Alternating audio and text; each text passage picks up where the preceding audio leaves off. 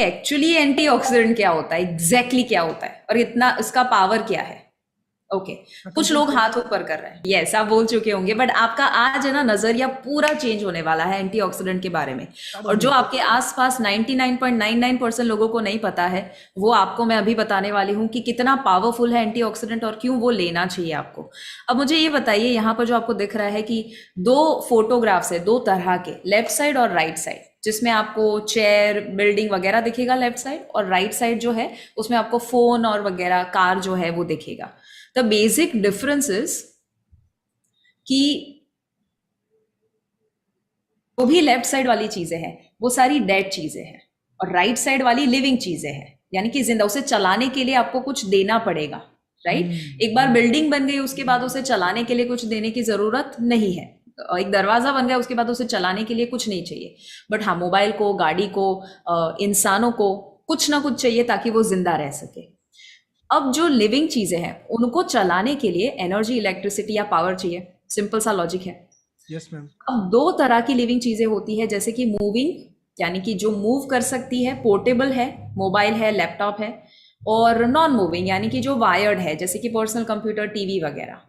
अब जो मूविंग है उसे हमें बैटरी या तो वायरलेस सिस्टम देना पड़ेगा जिससे उसे बैटरी या एनर्जी मिल सके, और जो नॉन मूविंग है उसे वायर देना पड़ेगा जहां से उसे इलेक्ट्रिसिटी मिले। अब ह्यूमंस मुझे बताइए क्या है, क्या वो पोर्टेबल है या नॉन पोर्टेबल या नॉन मूविंग है? It is portable, right? हम मूव कर सकते हैं, हम कोई एक जगह पर ही नहीं है जहां पर एक वायर लगा है और इलेक्ट्रिसिटी मिल रही है। So because we are a portable system, हमारे अंदर भी एक बैटरी सिस्टम है, और जहां पर भी बैटरी शब्द आता है तब दूसरा शब्द आता है, दैट इज वोल्टेज। वोल्टेज का मतलब होता है कुछ ऐसा जो आपको एनर्जी दे। जैसे मोबाइल में बैटरी लगी हुई होती है जिसकी वजह से वो चलता है और रेगुलरली उसे रिचार्ज करना पड़ता है, सिमिलरली हमारा शरीर भी बैटरी सिस्टम पर काम करता है। अब सवाल है कि वो वोल्टेज कौन जनरेट करता है? बैटरी क्या है शरीर का? तो जैसे मोबाइल की बैटरी होती है वैसे शरीर का बैटरी है सेल। क्योंकि अगर आप माइक्रोस्कोपिक लेवल पर देखें अपने हाथ को तो वैसे आपका हाथ दिखता है, बट माइक्रोस्कोपिक लेवल पर तो आपको वाइब्रेटिंग एनर्जी दिखेगी। बेसिकली अगर शरीर को खोला जाए तो अंदर कुछ नहीं है, वो है millions and trillions of cells. इतने सारे सेल्स, करोड़ों में सेल्स यानी कि कोश अवेलेबल है। अब ये जो कोश है वो एनर्जी जनरेट करते हैं, बैटरी है वो, बट वो मेजर कर सकते हैं हम वोल्टेज में। वोल्टेज को मेजर करने के लिए, जैसे आप पानी को मेजर करते हैं तो ml में करेंगे, लीटर में करेंगे, वजन को मेजर करेंगे तो किलो में करेंगे, वैसे बैटरी को, एनर्जी को मेजर कर सकते हैं मिली वॉट्स में, जिसे हम MV कहते हैं, मिली वॉट्स। अब ये शब्द है ना सबको पता होना चाहिए, MV यानी मिली वॉट्स, बहुत ही सिंपल सा शब्द है। सो वोल्टेज मतलब मिली वॉट्स। अब आपके सेल अगर हेल्दी है तो उसका वोल्टेज -20 से -25 मिलीवॉट्स के बीच में रहेगा, -20 टू -25 मिलीवॉट्स। अगर वो मिलीवॉट्स कम हो जाए और प्लस में चले जाए, दैट मीन्स बीमारी आने की संभावना बढ़ जाती है। और दूसरा, हमारे बॉडी का सेल का पीएच 7.35 टू 7.45 के बीच में रहने के लिए बना है। अगर कोई इंसान को आप वाइब्रेटिंग, एनर्जेटिक, हेल्दी तरीके से देखते हैं, इसका मतलब है उसका सेल का पीएच स्लाइटली अल्कलाइन होता है। अब उसे मैं थोड़ा, इसका है ना फोटो निकाल देना, अगर आपको नहीं पता है तो इसका मतलब इसका रट्टा मान लीजिए। बच्चों के अंदर एनर्जी हाई रहती है या लो? हाई रहती है। हाई रहती है, हाई। जब एक बुजुर्ग इंसान को देखेंगे आप तो उनके अंदर की एनर्जी हाई रहती है या लो? ज्यादातर लो रहती है। क्यों? क्योंकि सेल के वोल्टेज डाउन हो चुके हैं। हम जैसे जैसे एडल्टहुड में जाते हैं और अगर कोई हेल्दी एडल्ट है तो उसका सेल का वोल्टेज -25 के आसपास रहता है, बट जब हम थक जाते हैं ना तब हमारे सेल के वोल्टेज डाउन हो जाते हैं, थोड़ा सा फंक्शनिंग में आपको प्रॉब्लम करेगा। डिस्प्ले जो है उसका ब्राइटनेस कम कर देगा, आपको पूछेगा कि पावर सेविंग मोड में चला जाऊं या नहीं। सिमिलरली हमारा बॉडी भी जब थक जाता है -15 के आसपास, और जब बीमार हो जाता है तब -10 के करीब पहुंच जाता है। और अब मुझे ये बताइए कि -10 से भी कम होगा तो क्या होगा? What do you think? You will attract chronic problems in your body. But वो कैसे हम सेल का वोल्टेज कम करते हैं? सेल का वोल्टेज हम कम करते हैं, नंबर 1, जब हम सोते नहीं हैं। इरेगुलर स्लीप क्वालिटी, अगर हम 7-8 घंटे की एवरेज स्लीप नहीं लेते हैं, और ज़रूरी नहीं 7-8 घंटे क्वांटिटी होना चाहिए, अच्छी नींद आनी चाहिए उस समय में। आप 5 घंटे नींद लो बट आपको ऐसा लगे कि यार सुबह उठ के फ्रेश लगता है, then it is a good sleep.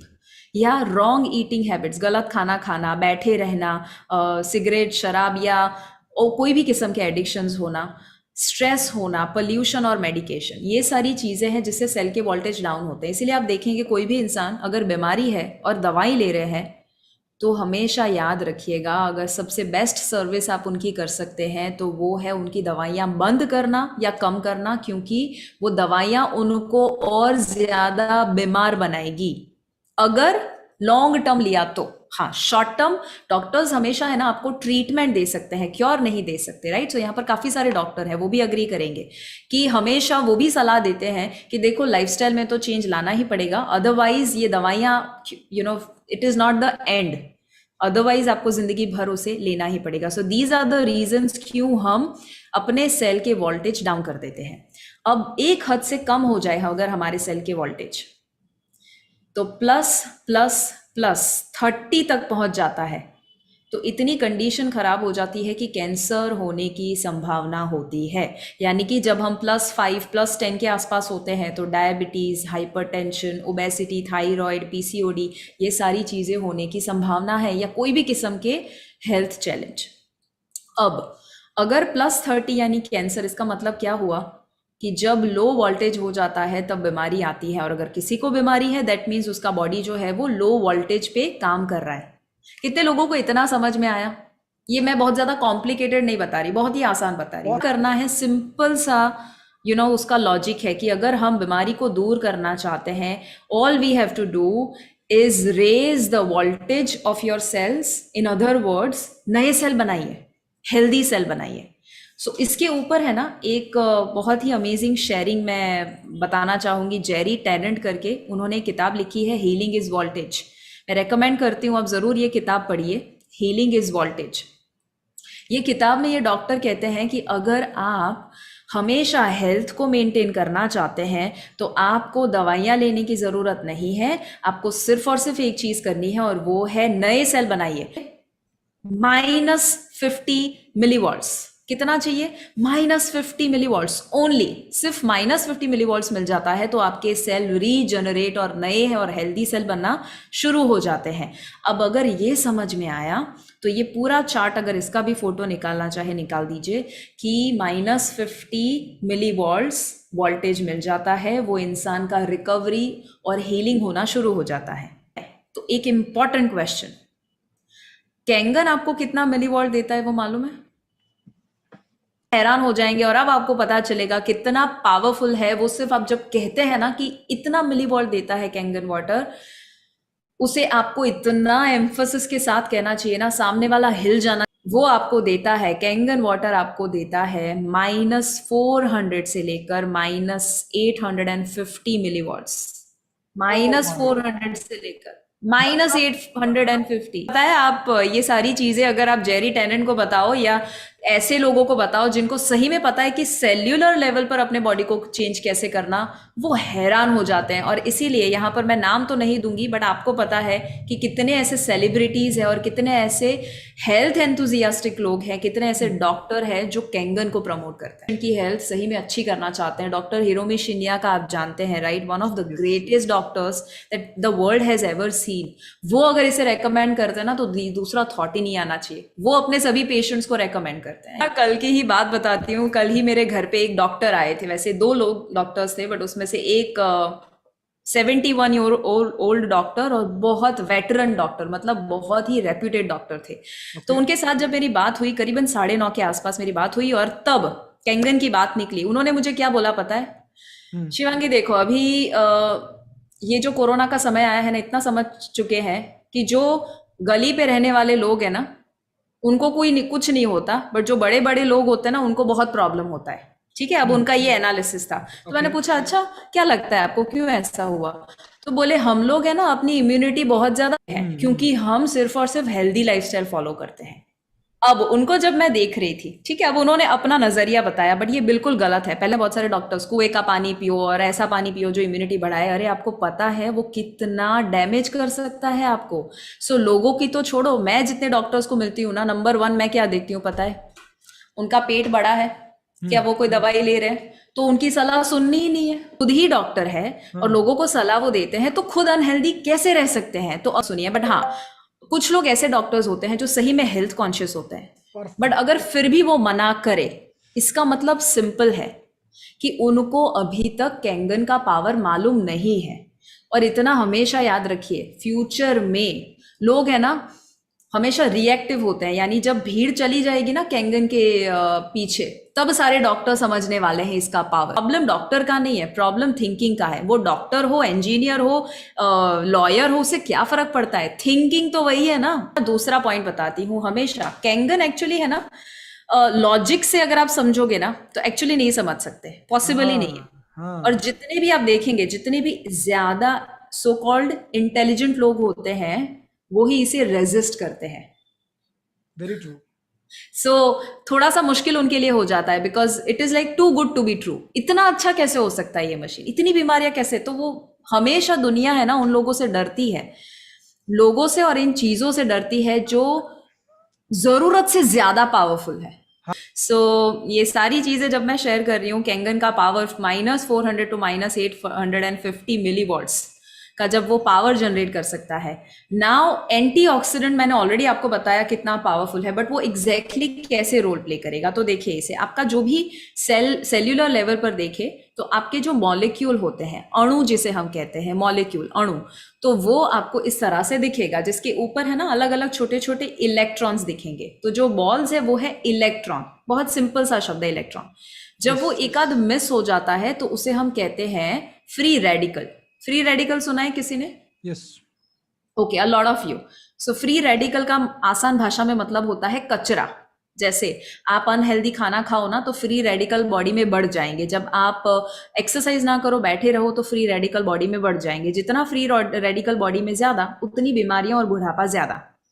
अब जैसे ही फ्री रेडिकल का एक प्रॉब्लम है, इलेक्ट्रॉन के बिना वो रह नहीं सकता, वो दुखी रह जाएगा। तो वो क्या करेगा, वो दूसरे हेल्दी सेल के ऊपर अटैक करेगा और वो वहां से इलेक्ट्रॉन चुरा लेगा। तो क्या होगा, जो हेल्दी सेल है ना वो भी अनहेल्दी बन जाएगा, और इसकी वजह से एक चेन रिएक्शन खड़ा होता है। आप लेफ्ट साइड राइट साइड वाला अगर देखेंगे, फ्री रेडिकल जो है वो लेफ्ट से लेगा सेकेंड फोटो से, फिर सेकेंड जो है वो फर्स्ट फोटो से लेगा, और इस तरह से एक चेन रिएक्शन खड़ा होता है, और बेसिकली सिर्फ और सिर्फ हेल्दी में से अनहेल्दी बॉडी बनना शुरू हो जाता है। अब यहां पर एंटीऑक्सीडेंट का रोल आता है। एंटीऑक्सीडेंट येलो कलर में है। एंटीऑक्सीडेंट के शेल के ऊपर भर भर के इलेक्ट्रॉन्स होते हैं। सो ये जो इलेक्ट्रॉन है वो उसे डोनेट करेगा, यानी कि प्रोवाइड करेगा, जिसकी वजह से फ्री रेडिकल हेल्दी सेल बन सकता है, हेल्दी मॉलिक्यूल वापस से बन सकता है, ताकि वो दूसरे सेल पर अटैक ना करे। सो आसान भाषा में क्या है, एंटीऑक्सीडेंट इलेक्ट्रॉन डोनर है। ओ। सो ये शब्द आप याद रख सकते हैं, इलेक्ट्रॉन डोनर, यानी कि वो जो हमारे बॉडी को जिंदा कर सकता है, हील कर सकता है, ऐसा एक मॉलिक्यूल जिसे हम इलेक्ट्रॉन कहते हैं, वो देता है। That's right, amazing. यस। अब कुछ दो तीन पॉइंट्स इंपॉर्टेंट, जैसे कि इलेक्ट्रॉन स्टीलर और डोनर, ये शब्द बहुत ही सिंपल से है। इलेक्ट्रॉन स्टीलर यानी कि हमें बूढ़ा और बीमार कौन बनाता है, ये सारी चीजें जो मैंने ऑलरेडी आपको पहले बताई। बट अब सवाल है कि इलेक्ट्रॉन डोनेट कौन करता है? सो कैंगन तो है, बट साथ में अगर आप ये सारी चीजें भी फॉलो कर दे, तो कैंगन का फायदा कई गुना ज्यादा बढ़ जाएगा। सो जब आप हम्म। हेल्दी खाना खाते हैं, अल्कलाइन यानी कि कच्चा खाना, कैंगन जो है ना वो कई गुना मल्टीप्लाइड इफेक्ट दे सकता है, अगर आप ये सारी चीजें करते हैं तो। एक ड्राइविंग फोर्स की तरह काम करेगा वो। यस यस, बिल्कुल। और क्योंकि हमारा बॉडी अप्रोक्सीमेटली 70% पानी है, तो प्रॉब्लम ये है कि जो स्टिल वाटर होता है, यानी कि एक जगह पर बंधा हुआ पानी, वो डेड पानी है और वो इलेक्ट्रॉन स्टीलर है।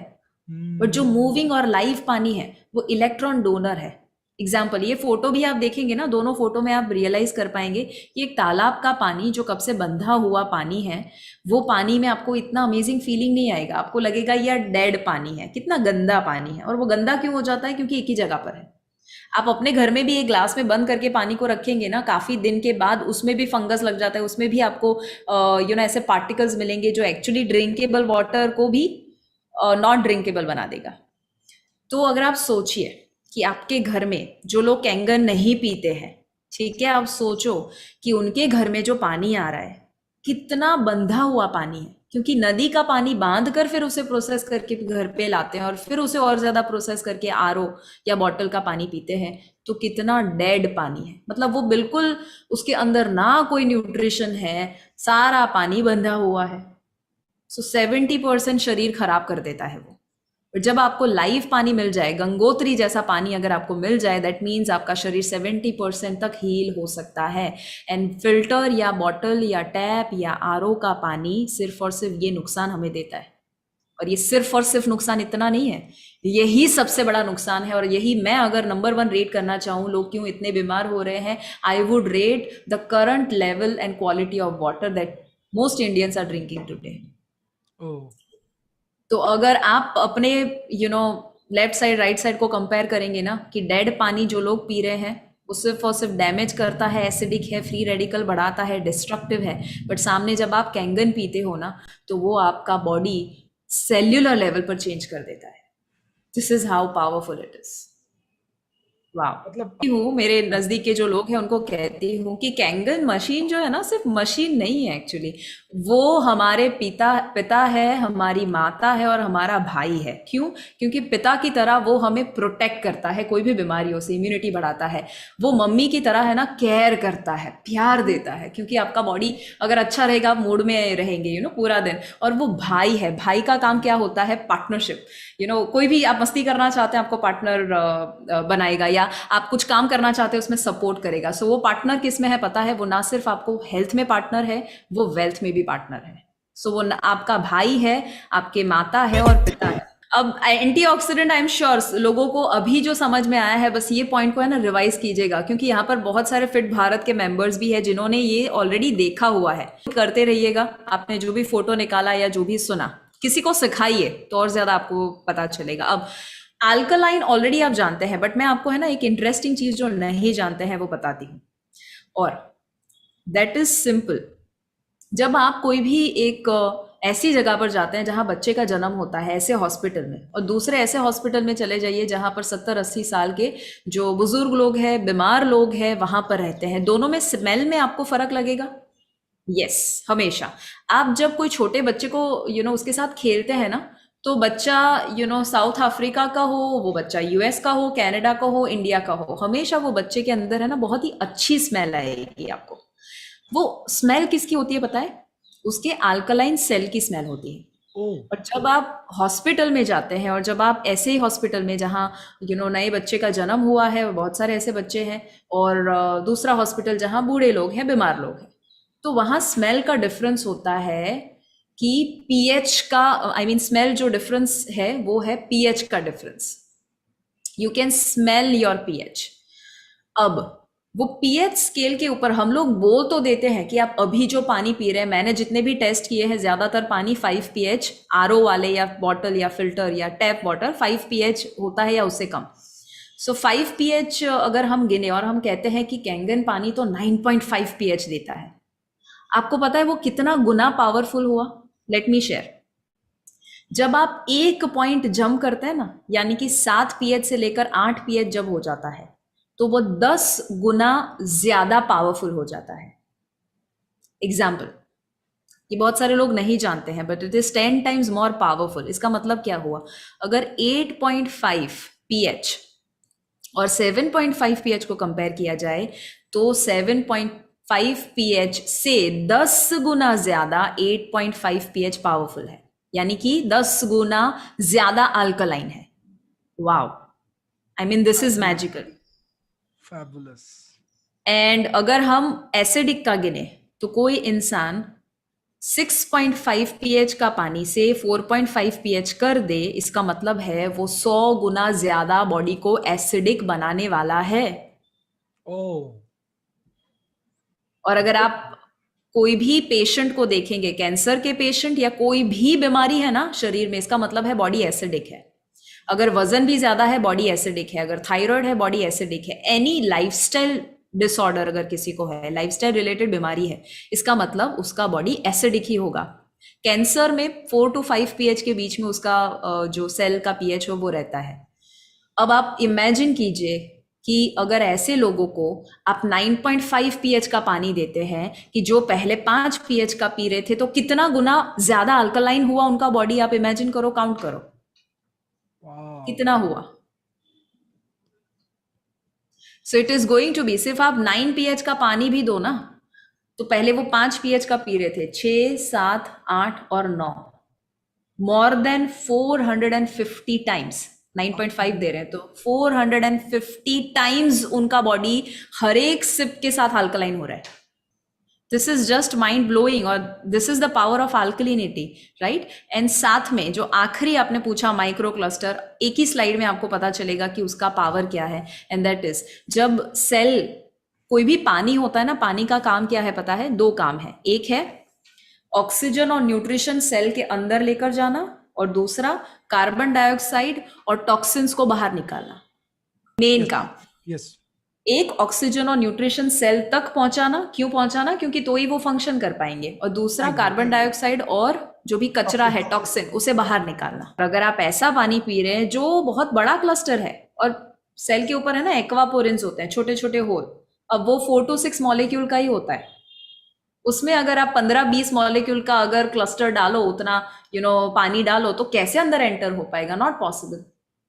इसीलिए सेल डिहाइड्रेटेड होते हैं, भले पूरे दिन में 3-4 लीटर पी जाओ, सेल के अंदर जाते नहीं है। ऐसा हुआ कि आप कहीं बॉटल में पानी डाल रहे हो, बट वो पानी सिर्फ बाहर आ रहा है। सो अभी क्या हो रहा है पता है?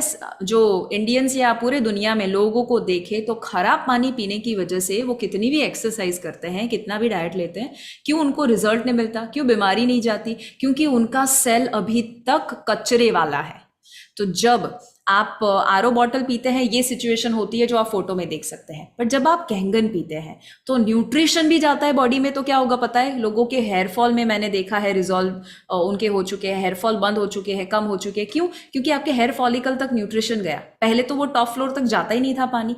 दूसरा ऑक्सीजन गया। ऑक्सीजन जब नहीं होता है तब कैंसर इज अ कंडीशन जहां पर एनाबेरिक कंडीशन उसे कहते हैं, या आप उसे डीऑक्सीजनेटेड सेल हो जाते हैं। सो जब उसमें ऑक्सीजन पहुंचेगा तो आपका जो सेल है वो रिन्यू होगा, और दूसरा कचरा बाहर आएगा।